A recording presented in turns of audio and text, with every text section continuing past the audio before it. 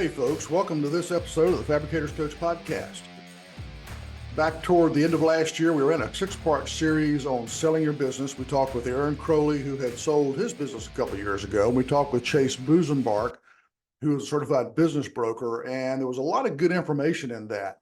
In fact, several weeks ago, I was talking with Rich Katzmann, the executive director of the Rockheads Group, and found out that he really has extensive experience in what's called M&A, the mergers and acquisitions aspect of business.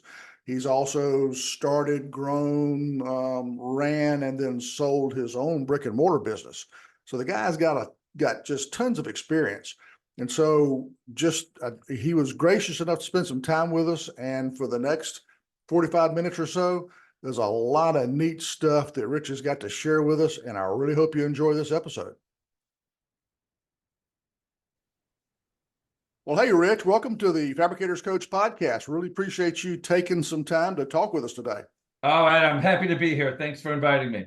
Oh, man, it's my pleasure. It's, you and I were talking a few weeks ago about, the podcast series on selling your business and some of the things that we knew about that.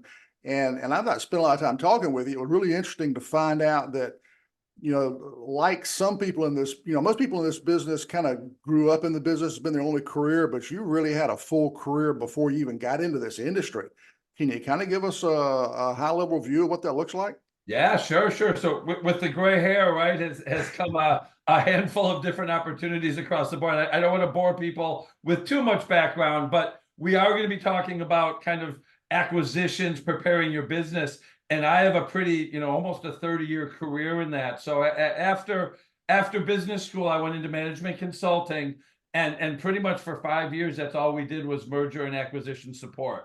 So I got very familiar with what buyers are looking for, what sellers are looking for, and trying to connect the two dots. So spent a lot of time doing that. After I finished that, I started up my own family office, right? It was Dominic's Grocery Stores, right? Kind of a larger Midwest brand. So the Dominic DiMatteo, the son of Dominic's, had a family office, and we'll talk a little bit about that later too, as definitely a potential source of sale, right? Is with these family offices. Started up a venture, electronic textbooks, funded by them, sold that.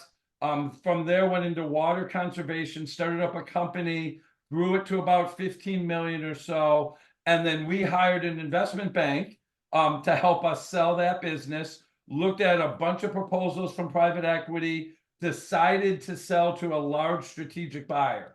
So got a little taste of PE, actually completed the transaction with the strategic buyer. So I've always been kind of involved in kind of the merger and acquisition world. Shifted gears completely. I took a couple of years off. After that sale, I had a newborn daughter, wanted to hang out with her before she got to high school and didn't want to hang with me. And then got a call to talk to Laser Products, right? And pretty much everybody on this podcast knows Laser Products. Right.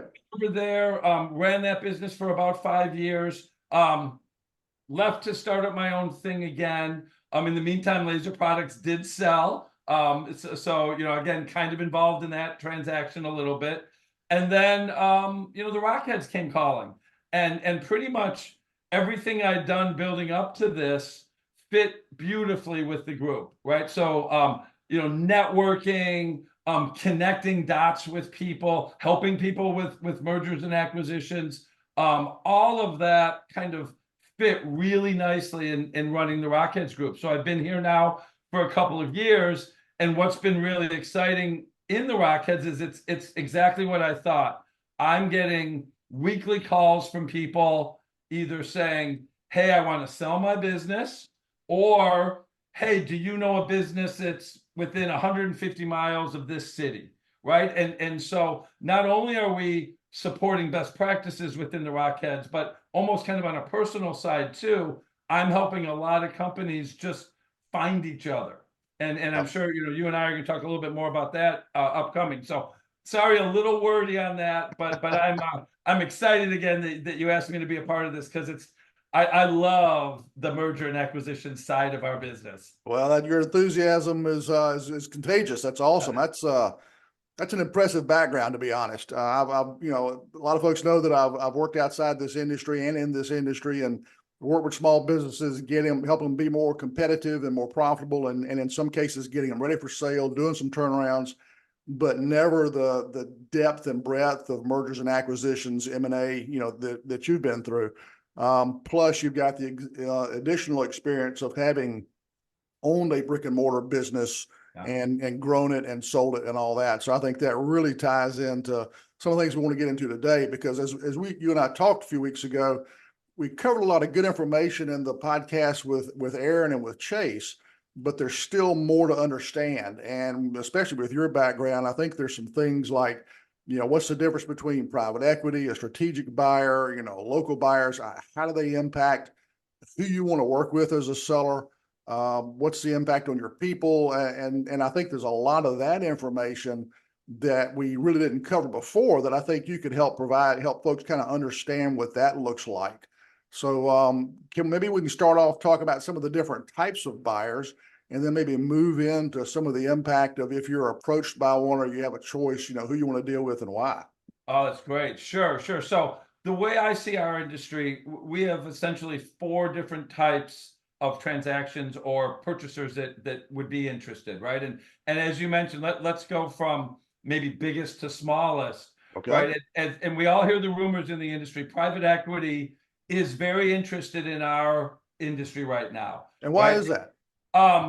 Again, just they like brick and mortar, right? Yeah. They like the ability to own large customer segments. So if a shop is a Home Depot provider or a Lowe's provider, they like what we do, and there hasn't been a lot of private equity in our space, and there's a big appetite for kind of the new great thing. Just some boring facts about private equity right now. There's a concept within private equity called dry powder, right? So essentially, a private equity fund, a bunch of very rich people or state funds, school boards, corporations invest and build this large hump of money, and then the goal of the private equity firm is to invest it, build it further, and then sell, right? And so right now, what happens is there's a concept called dry powder, where it's all of this money sitting in the private equity groups that they haven't invested yet. And all of these investors don't want their money just sitting in a fund. They want it out working. So right now, private equity is spending money like crazy, getting out there, buying companies. And we've seen it a lot more on the supply side or the vendor side of our business, right? Companies like Grand Courts, BB Industries, right? They've sold to private equity. Again, a little bit larger, a little bit more national than some of our shops. Mm-hmm. So, but private equity's here. I know a couple of private equity groups that are right now actively buying shops across the industry. And there's a couple of factors within private equity that may rule them out from our listeners. So when a private equity company decides to get into countertops, for example, they're going to want to buy what they call an anchor store or an anchor transaction, which is a larger fabricator in the industry. And to be an anchor, generally you need about $5 million of annual profit, right? And so if you work backwards from that and say, okay, maybe I'm earning 10%, right, earnings, right? That says you need to be about a $50 million company or so, maybe a $40 million company. Maybe you're a very profitable $25 million company, but you've got to be big.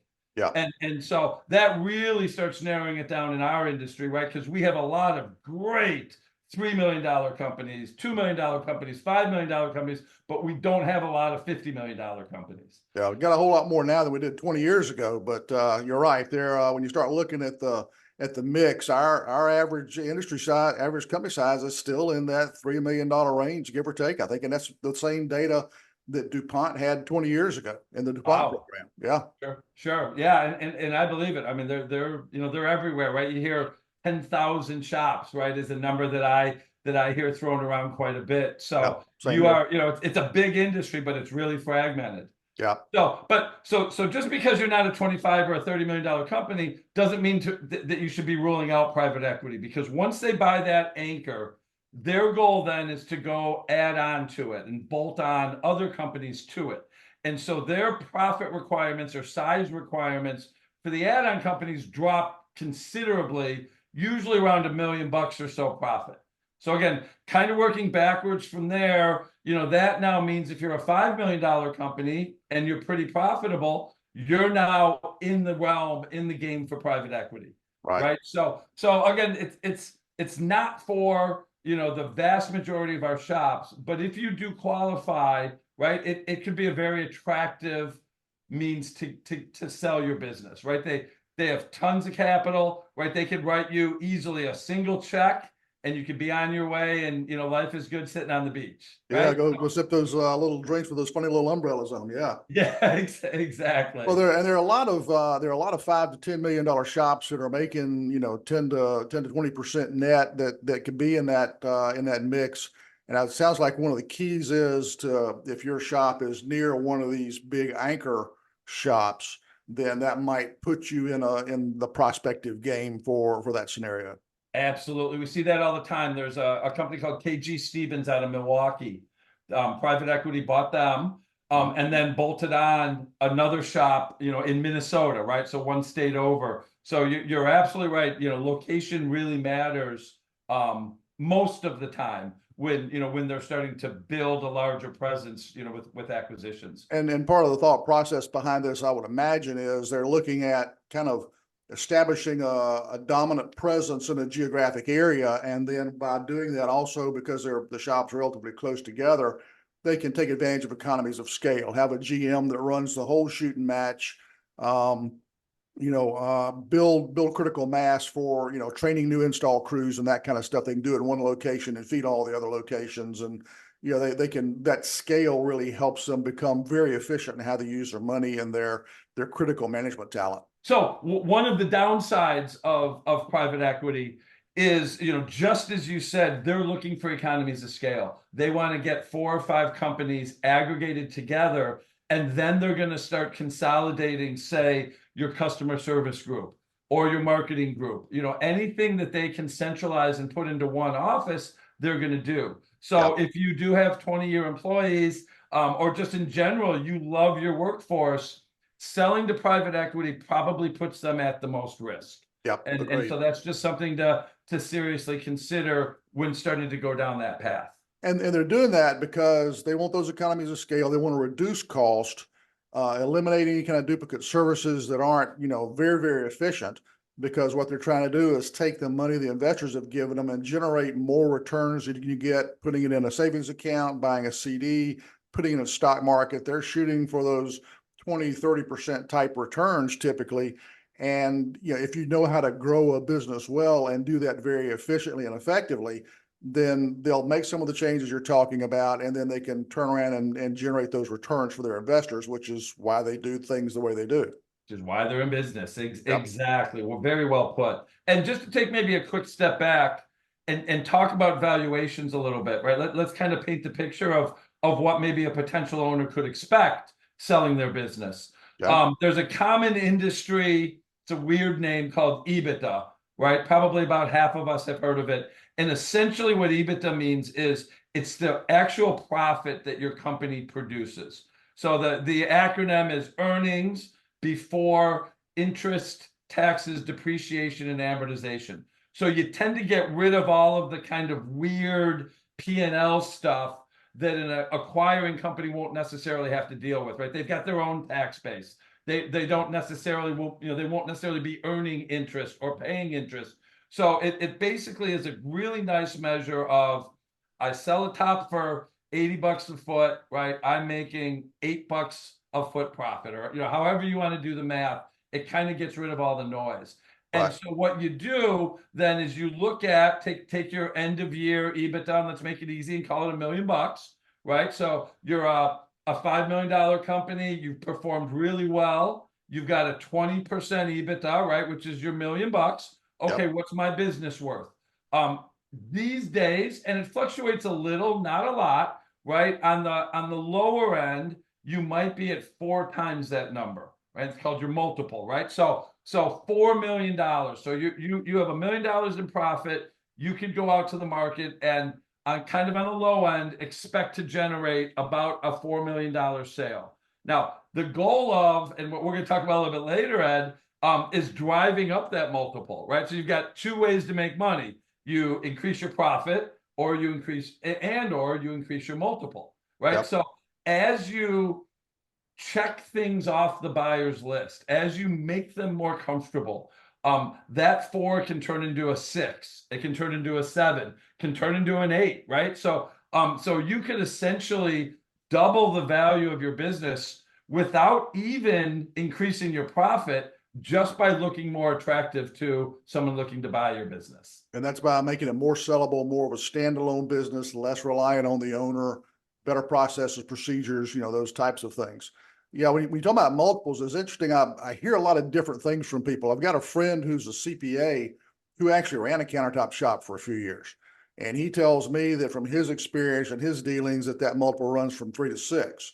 One of the things that Chase Busenbark said in the sessions we talked about was that he's run into some lenders where the lender walks in and said that's going to finance the deal for a buyer, so to for an individual buyer maybe, that's saying our multiple for this industry is 3.2, and Wow. that's just it. So that can vary a lot, and the lenders an impact, and certainly the nature of the business, quality of the business, all the things we've talked about impact that as well. So it's kind of interesting that knowing that is really important, because as you get your business ready to sell, you want to kind of be prepared to drive that thing up and know what that's going to look like.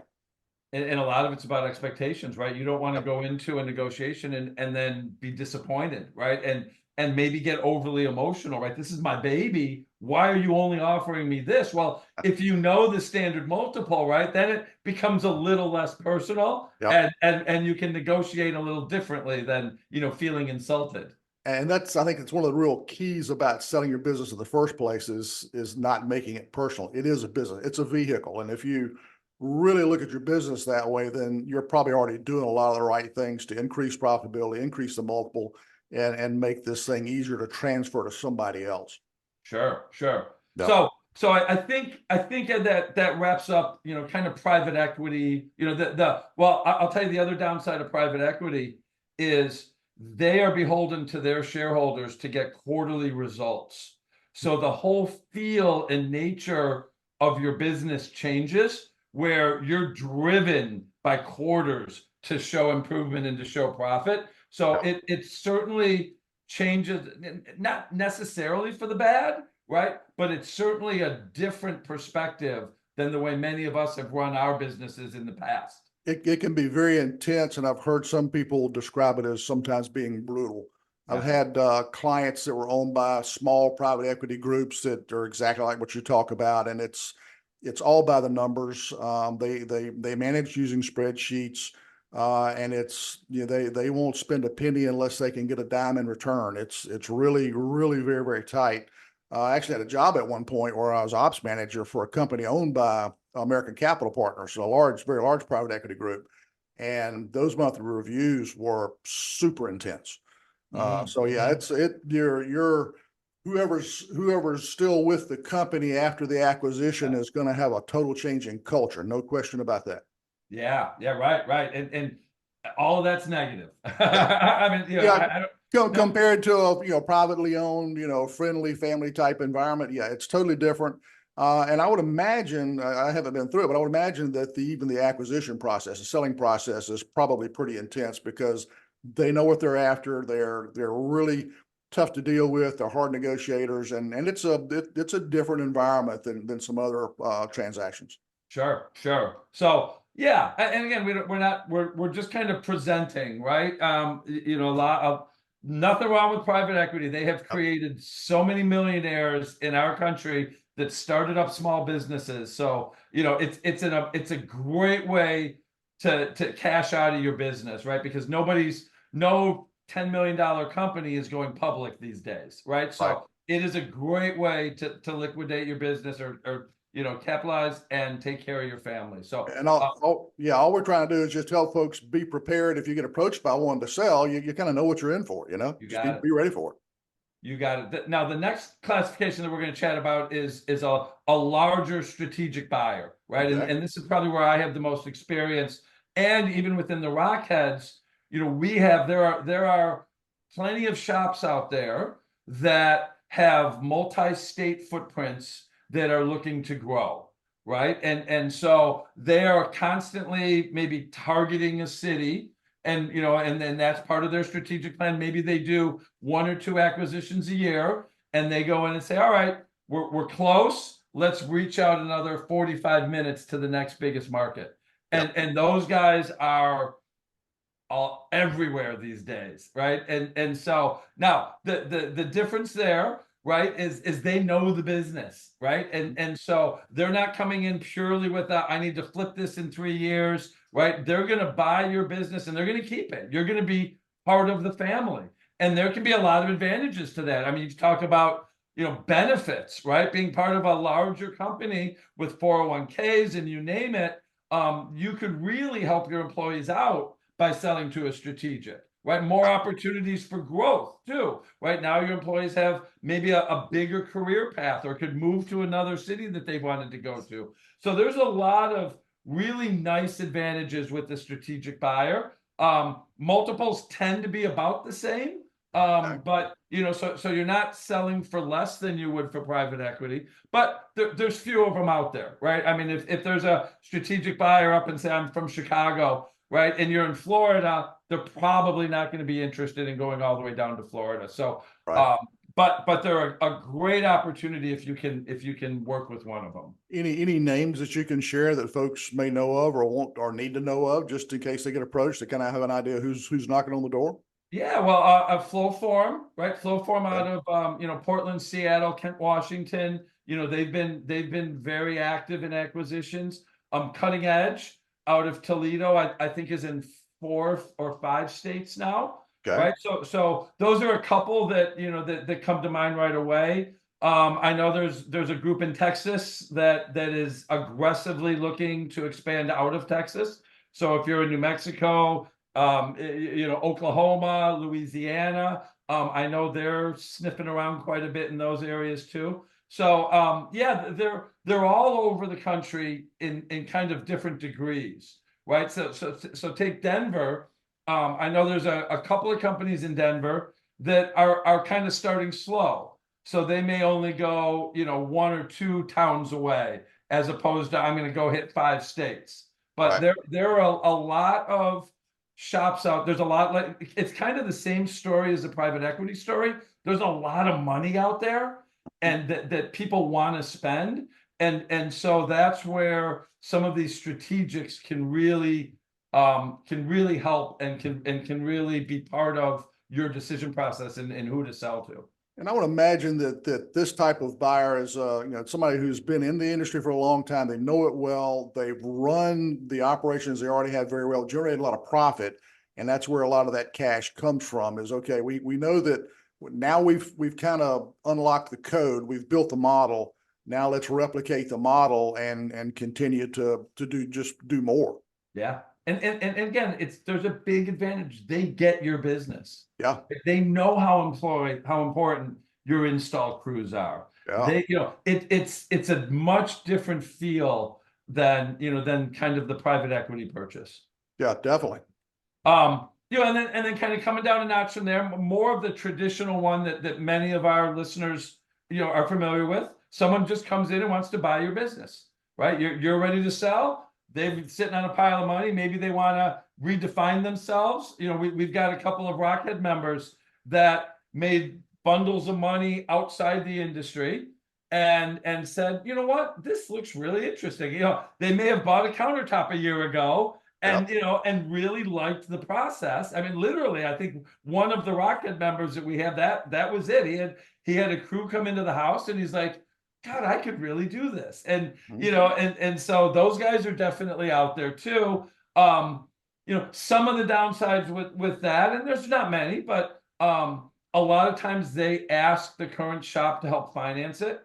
Mm-hmm. So instead of just getting a big check and you go sit on your beach with your umbrella drink, right? You may be required to stay for a few years. They may be paying you a monthly fee, for the acquisition. So, there tends to be a little bit more strings attached, but not always.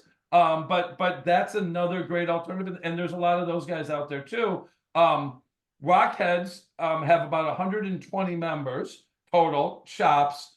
Over half of them are from people outside the industry.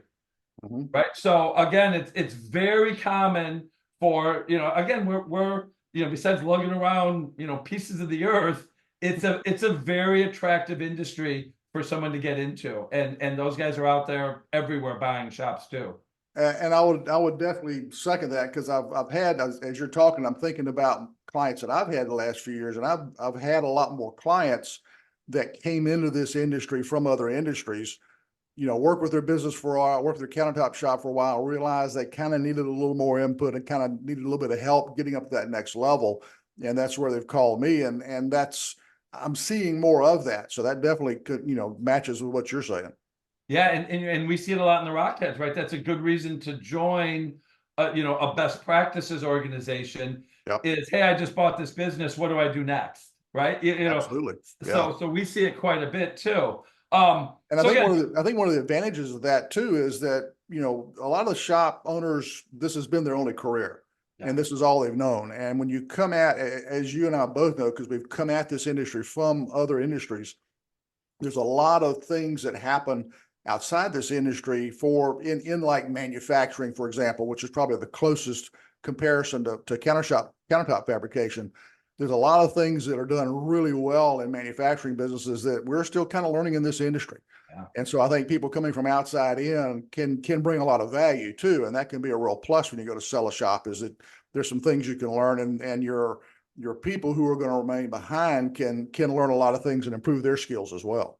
That's a great point, right? Whether it's technology, we're a little behind in technology, right? We're, ERP systems, for example, we're just getting robots and CNC equipment, and the steel industry and other industries have had that for decades now. Yeah. So you're absolutely right. There are one of the drivers, right, of these people coming from other industries is that they could see this shop, what it was going to look like in 3 to 5 years if they implement what they've done or seen in their other industry. Yeah. And while I really think I've been really impressed over the last 20 years how quickly we've come up the curve with technology. We've still got some gaps, as you mentioned. The areas I think that are really still big gaps have to do with how we run the business. And there's a whole raft of things there. And that's where, when I was talking, I was kind of thinking about those things, because that professional approach to management, the leadership and things that sometimes when you grow up in the industry, this is all you don't always get that. Yeah. So I think that can really improve the environment for the folks who stay behind after a transaction.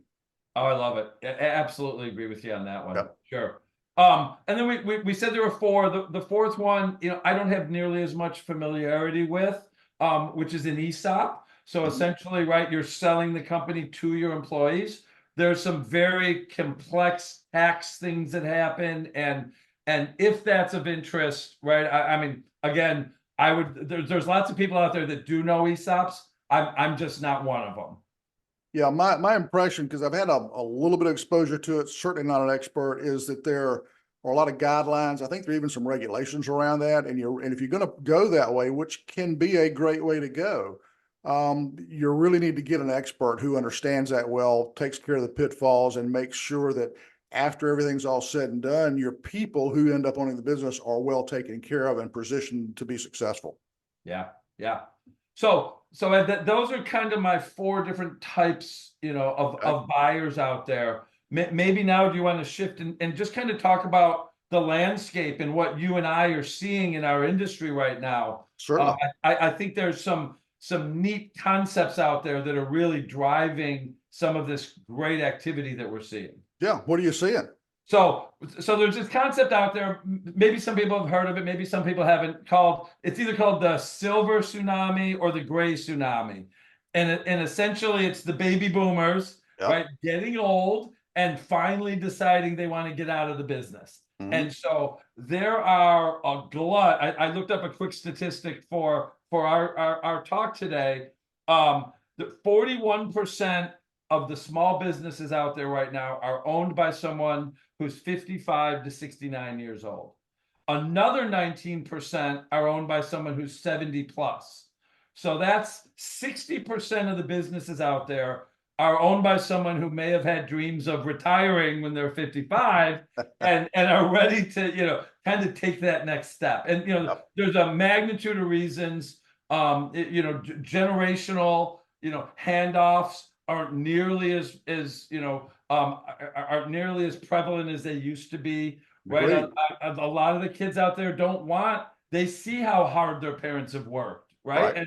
And they don't necessarily want that same level of degree. I read an article recently about millennials are notorious for not wanting to take over their parents' business, right? Yeah. They want to carve their own path. It's, for whatever reasons that, so what's happening is there are all of these businesses out there that are ready to sell. Yeah. And then within our specific industry, everybody knows, right, that the COVID years were phenomenal for us, right? People were tired of looking at their dated kitchen, so during the pandemic, our shops on the retail side were just crazy. I mean, 20% the first year of the pandemic increases, Yep. 20% the second year. So anybody back in 2019 that was considering selling, all of a sudden they're getting these huge increases in business and, are like, well, let's hang on here for a little bit and see where this Yeah. could go. Sure.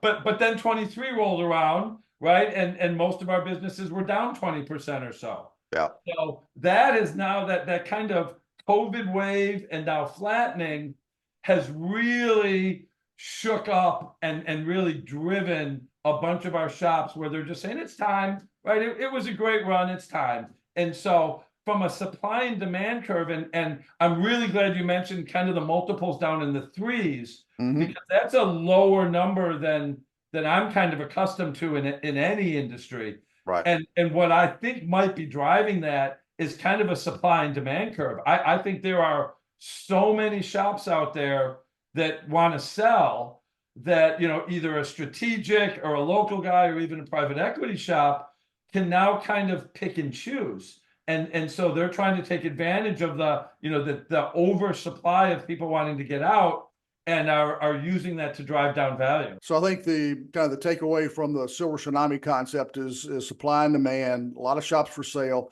I'm seeing more shops for sale. I'm seeing more owners who have an exit strategy. They're Okay. thinking about selling than I have in the past, much more now than say 5 or 10 years ago. Kind of parallels that silver tsunami and the aging baby boomers. And then also, when you look on Facebook, and I just track some Facebook groups in the industry just to kind of see what the trends are, what folks are talking about. I'm seeing more and more shops that, hey, I'm thinking about getting out. Anybody want to buy? I've seen guys post, hey, look, I'm done. Here's what I got for sale. Here's the price. Here's where it is, first come, first served. And so I think that parallels some of the supply and demand things we're talking about. So it really means that if you're going to sell your business and you're planning on doing it sometime soon, you need to really get things ready. You got to prepare for that. Aaron Crowley talked about, you need 3 years out there to kind of get ready. But I think you and I were talking, you've got some really key takeaways. I think it's really good for folks to know as they get closer and closer to selling their business. Yeah, sure. So the nice thing about these, in my view, right, just my opinion, is they do two things. They not only drive up your multiple, right, that we've talked about, but then they also differentiate you with this large supply of shops that are out there. So it's almost, double bang for your buck. And Oh, and the one thing, so starting off of the list, the one thing that I consistently hear from strategic buyers, especially, is you've got to have procedures. You need SOPs for everything. And that's a consistent theme. I've talked to shops, big shops, that won't even look at buying a shop if you don't have procedures in place, right? And really this feeds in a little bit to the last one I'm going to talk about, which is being able to show that you can get out of the business, right? If you've got procedures in place, it shows that you've thought through everything. It's replicatable. So if they lose an employee, someone else can come in and do it. But having SOPs is huge. And recently, we've discovered at the Rockheads a software application called Whale, just like the big mammal, spelled exactly the same. And yep. that's exactly what Whale does, is it helps you build your processes. It helps your employees view them, sign off on them when you need to update them. It's just really cool. It's relatively inexpensive, but for anybody thinking, wow, how do I build 50 processes, in my business? Yep. Starting with a piece of software like Whale could be a great first step. And so to me, that's number one for a reason. It's the most important. Okay. And I've heard a little bit about whale, don't know much about it, but another thing that can be a really big help, because sometimes creating all that, writing all that verbiage and creating all that language is really a challenge. I just wrapped up an interview with Tim Sidoris on using artificial intelligence in this industry, some practical ways to do it. That'll drop sometime in the next few days, which will be some late March, last week or two in March, as we're recording this. But one of the things we talk about is using AI to help at least draft these, and it gives you something to look at. Then you can fine tune it, put it in your own words, and you've got that content that you need. And again, the whole reason that a buyer wants this is they know that the business is scalable. There is if it's ABC Tops, there is an ABC Tops way to template. There's an ABC Tops way to run things through your shop. We have a method for install, and it's consistent. People are trained to it, and you've got those standards. And so that buyer is not buying a job, they're buying a performing business. Yeah, very well put. Exactly. It just shows that you're professional and you're serious. Yep. Right. And so that's why that's at the top of my list. Followed by a close second. And again, this is going to probably sound obvious, but it's got to be said. Your financials have to be clean, right? As soon as you sign an NDA with your dance partner in this, the first thing they're going to ask for is 3 years of financials. And they're going to either have an in-house accountant or hire, an accountant to go through these and look for anomalies and come back with questions. And they're not only judging the numbers, again, it's almost like the procedures. They're judging how serious, responsible, your business is being run because of your financials. And one of the big, it's kind of a joke that we hear, right? That usually means taking your wife off the payroll, right? It usually means, maybe pulling the speedboat out of the balance sheet, right? So there's some cleanup there. In a perfect world, they want 3 years of clean financials. I've certainly seen, 2 do the trick.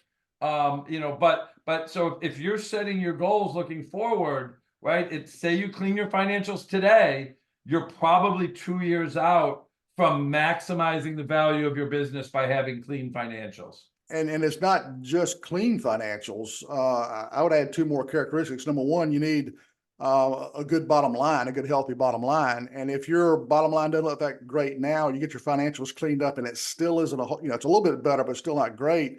You need to do the work to get that bottom line much better, and then have 3 years of documented performance is key. And I run across a lot of shops where, the owner is doing his own books. He's got QuickBooks and he's running it and everything's okay. And that's sufficient for him running the business. But I think it also helps your multiple and helps the valid to help validate your finances when you've got maybe an outside CPA who's running your books, doing, looking at them, running the monthly P&Ls, advising you, doing your taxes. That means you've got a disinterested third party who's looking at that saying, yeah, this is pretty clean. This was right. You've got good business practices here, because I think that helps just make it, again, more serious, more professional, and increases that perception of value.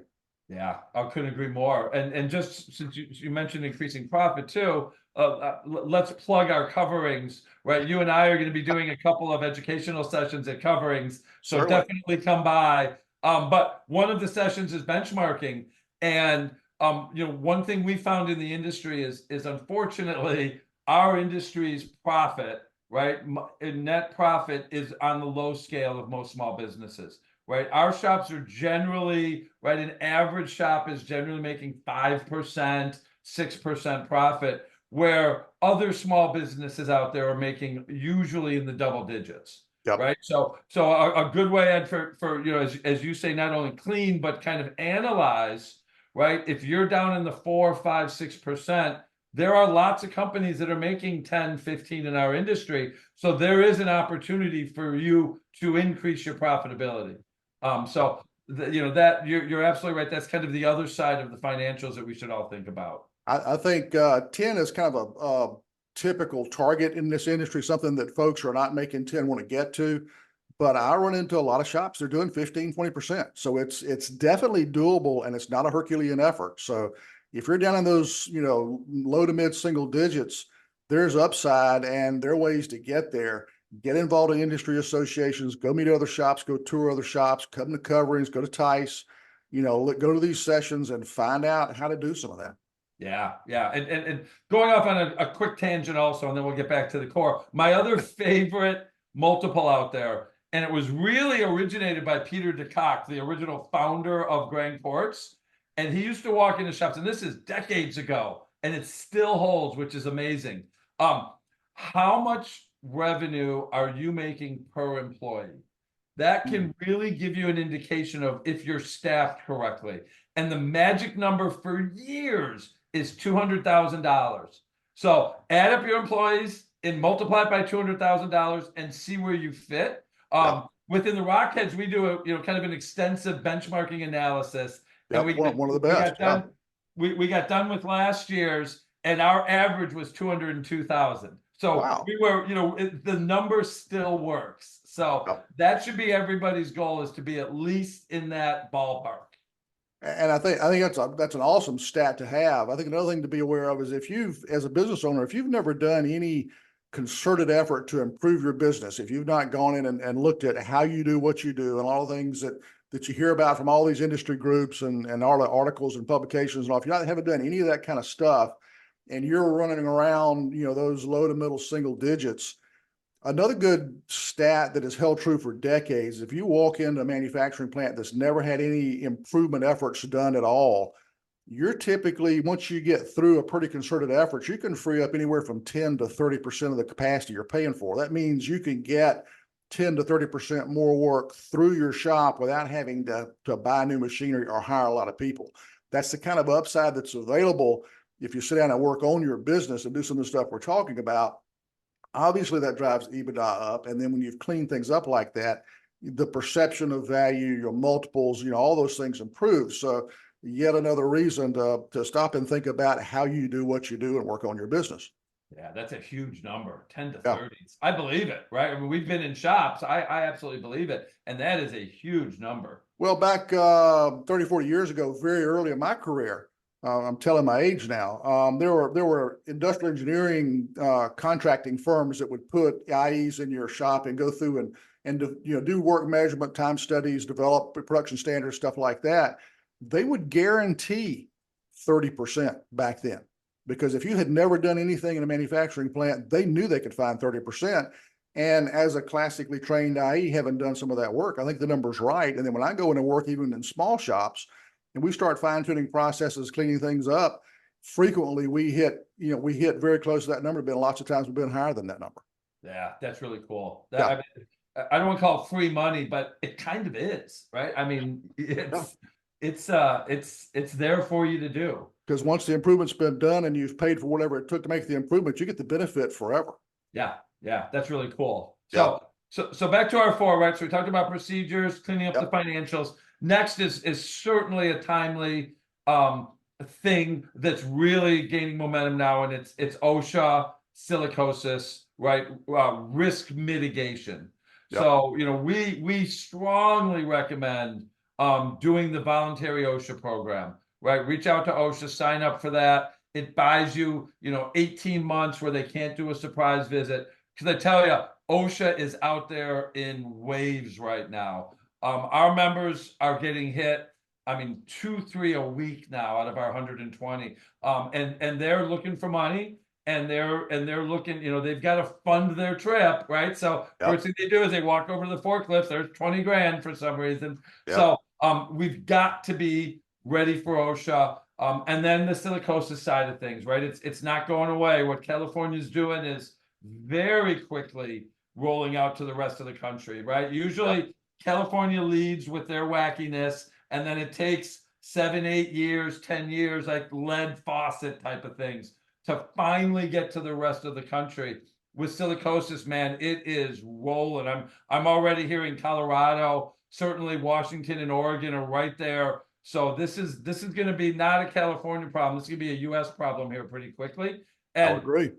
and so right, so anyone picture yourself buying a company.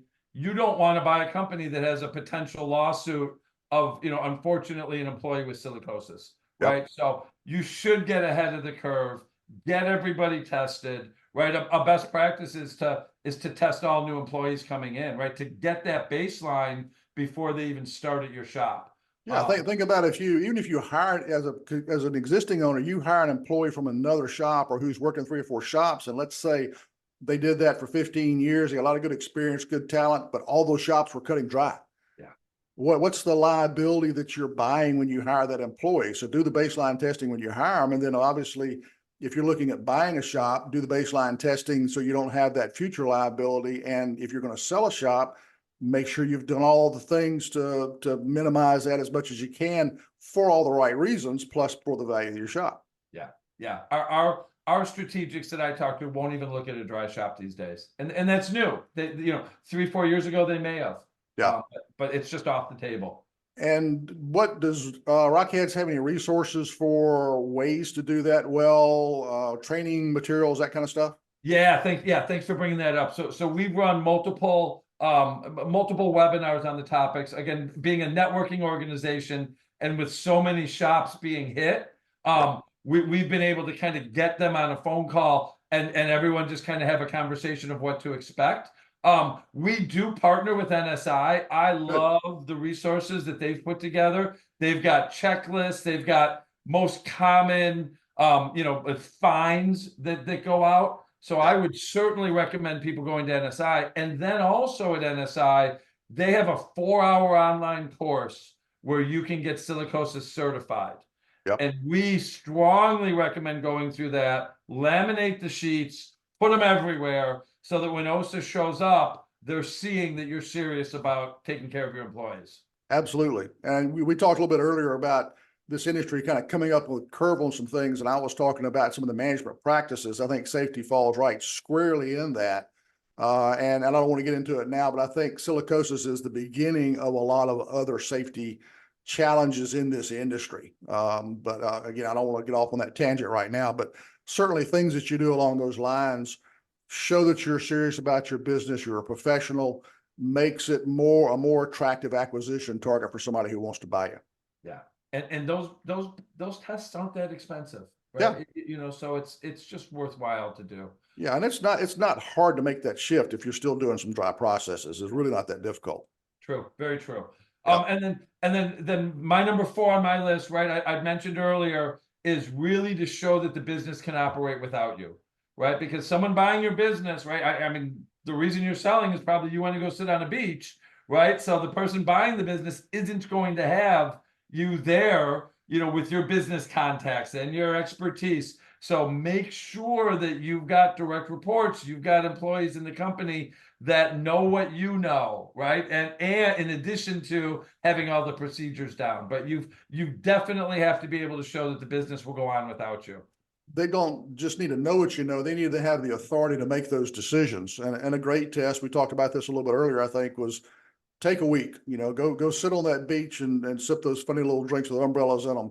And if you're still getting a lot of phone calls and emails and have to make decisions, if people just are informing you of things just to, so you're aware, that's one thing. But if they're calling you, say, hey, I need a decision on X, right, that's an indication you haven't quite gotten yourself. And the analogy I use is a large tent with a central pole that holds the tent up.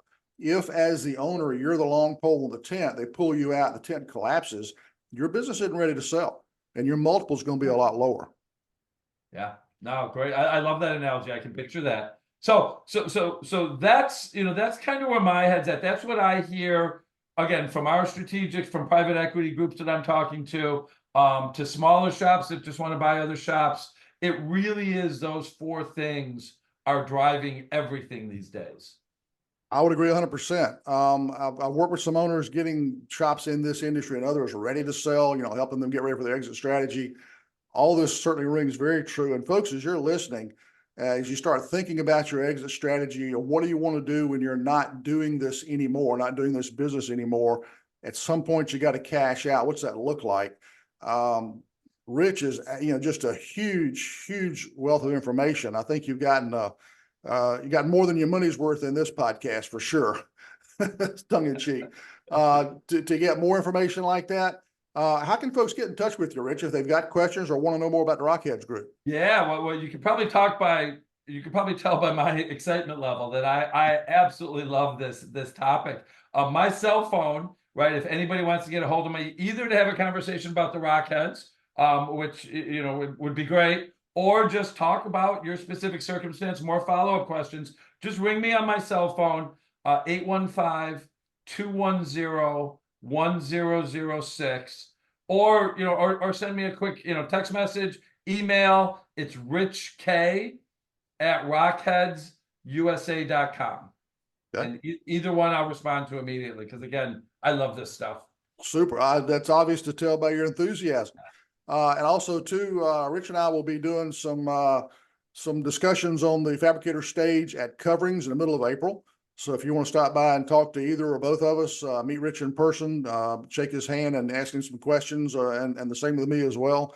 And again, I still run into so many shop owners who just don't talk to other shops that much and don't get into other shops and don't go to industry events. Really want to encourage you, if you're one of those shop owners, come to Coverings. It's in Atlanta this time. So if Florida's been too far for you, Atlanta may be a little closer. If that's not an option for you because of timing and other things, join some of the industry groups, talk to Rich about Rockheads.